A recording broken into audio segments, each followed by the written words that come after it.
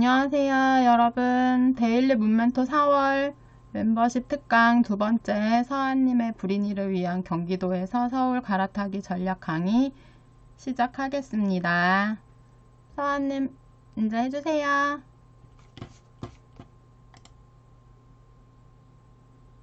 네, 지금부터 강의 시작하도록 하겠습니다.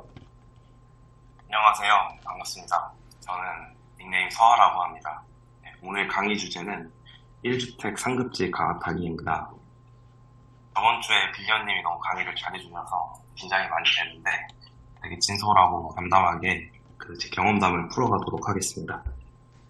지방이나 수도권 외곽에 집을 가지신 분들은 언젠가는 서울로 옮겨야 하지 않을까 고민들 많이 고민 많이 하실 것 같습니다. 저 역시 같은 고민을 했고, 직접 경기도에서 이제 서울로 갈아타면서 해당 과정을 여러분께 소개해 드리도록 하겠습니다. 부동산은 타이밍과 운기, 그리고 준비가 답인 것 같습니다. 이 말을 체감했던 경험을 지금부터 공유 드리도록 하겠습니다. 오늘 강의 목차는 크게는 이제 세 가지로 구분되고요. 첫 번째는 이제 사회초년생의 선택, 분양권, 그리고 두 번째, 놓쳐버린 기회 22년 하반기, 그리고 23년. 마지막으로 멘토님의 크리스마스 선물, 서울 입성. 이렇게 구성됩니다.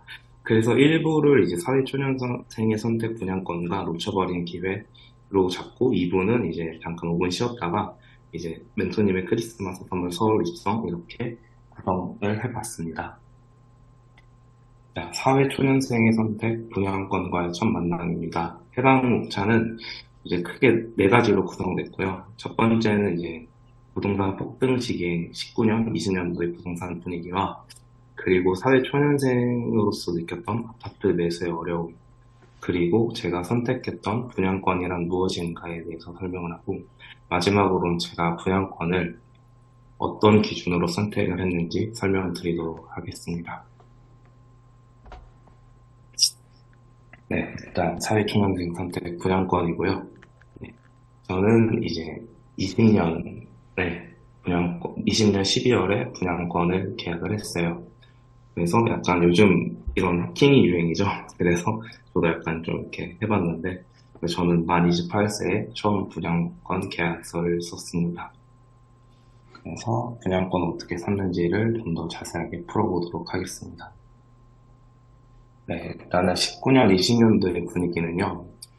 그냥 경제나 부동산 뉴스만 봐도 연일 신고가가 터진다고 하고 정부에서는 대책을 매달 쏟아내지만 그 대책에 대해서 대책이 영향이 없었죠. 어디를 묶는다 하면 어디가 갑자기 급하게 오르고 다른 그 인근 지역까지 풍선 효과로 계속 집값이 상승하는 상황이었어요.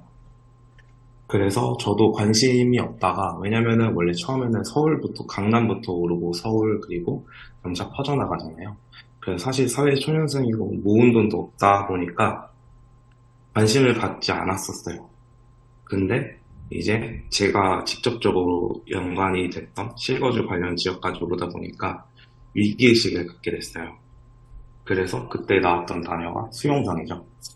뭐 아시는 분들도 있겠지만 저는 그 회사 근처가 경기도 남부 지역이라서 저는 이제 집을 수원, 뭐 용인, 성남 이쪽을 생각을 했었고요. 그렇기 때문에 해당 지역까지 오르고 그 집값들이 오르는 속도를 보니까 저도 되게 많이 위기의식을 느꼈던 것 같아요. 그래서 뭐 대표적으로 뭐 저희 사회 초년생들은 이제 수원 영통 쪽 구축에서 시작을 하는데 그게 4억이었다. 4억 정도에서 불과 1, 2년 사이에 뭐 6억까지 막 찍고 그랬었기에 되게 위기의식을 많이 느꼈었어요. 그리고 아파트를 보기 시작했는데 이게 제가 말했던 그런 용인 수원 쪽 아파트거든요. 근데 빨간색 찐 시기가 그 19년, 20년도인데 너무 가파르게 올랐어요.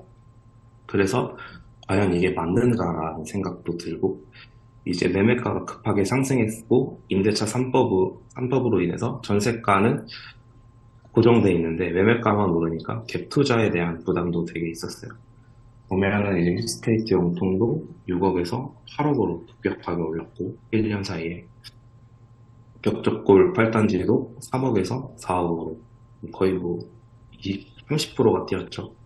그리고 여기 현안마을 동성은 용인 죽전 쪽인데 여기도 거의 여기는 2억 가까이 뛰었어요. 이러다 보니까 집을 사는 게 맞나라는 생각도 들고 되게 내가 살 수 있을까라는 생각도 되게 많이 했던 것 같아요. 그러다가 저는 부동산 공부를 하다가 분양권을 알게 됐어요. 이제 분양권 같은 경우는 이제 청약에 당첨된 사람이 그 청약을 입주하지 않은 상태에서 그 권리를 파는 건데요. 분양권은 아파트에 비해서 투자 금액이 좀 덜 들어가요. 아파트 분양 계약금, 주로 대부분 아파트 분양 계약금이 10%죠. 10%의 프리미엄을 주고 사면은 일단 초기 투자금이 그 정도만 있으면 아파트에 들어갈 수 있는 권리를 사는 거예요. 그래서 프리미엄만 적당하다면은 그냥 새 집을 좀 더 돈을 더 주고 산다는 느낌이죠. 왜냐면은 이제 분양권만 있으면 되는 게 중도금 대출을 기존 청약에 당첨된 사람이 중도금 대출을 일으키면은 입주 시까지 돈이 필요가 없거든요.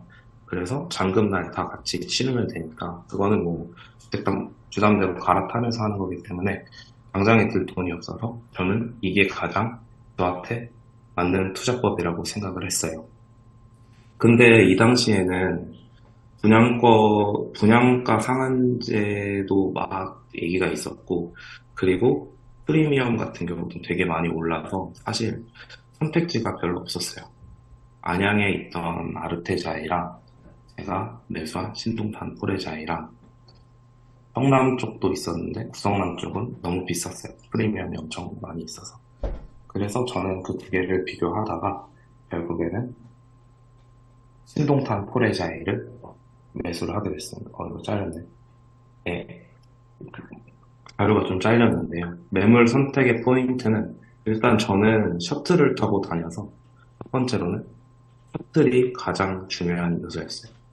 저는 아침잠이 많았기 때문에 걸어서 한 5분에서 10분 정도 될 수 있는 셔틀로부터 그 정도 거리가 되는 아파트여야 됐고, 그 다음에 너무 통근 시간이 길어지면 안 돼서 통근 시간이 1시간 이내였고, 저는 이 집이 처음이자 마지막 집이 아니기 때문에 미래에 대한 회전율로 고려를 했습니다. 근데 이제 청약은 내가 당첨되면은 그거를 무조건 들어가야 되지만, 이제 분양권이기 때문에 매물에 대한 선택지가 있었고, 저는 그 중에 높은 층을 선택을 했어요. 여기서 보면은 이제 101동부터 102동 쭉 가서 이렇게 112동까지 있는데 저는 뷰를 되게 선호하는 타입이거든요. 그래서 이 앞쪽 라인에서 선택을 했어요. 앞쪽 라인을 선택을 했고 그리고 분양권을 계약을 하면은 뭐 시기에 따라 조금씩 다르겠지만 제가 샀을 때는 옵션도 선택을 할 수가 있어서 저는 이제 추후에 되팔 것도 생각을 해서 시스템 에어컨도 추가를 했고요. 그 다음에 뭐 좀 몇 가지 옵션들을 조금 더 넣어뒀던 것 같아요. 그런 점들이 이제 나중에 매도를 할 때 좀 좋은 요소로 작용을 했던 것 같습니다. 그래서 제가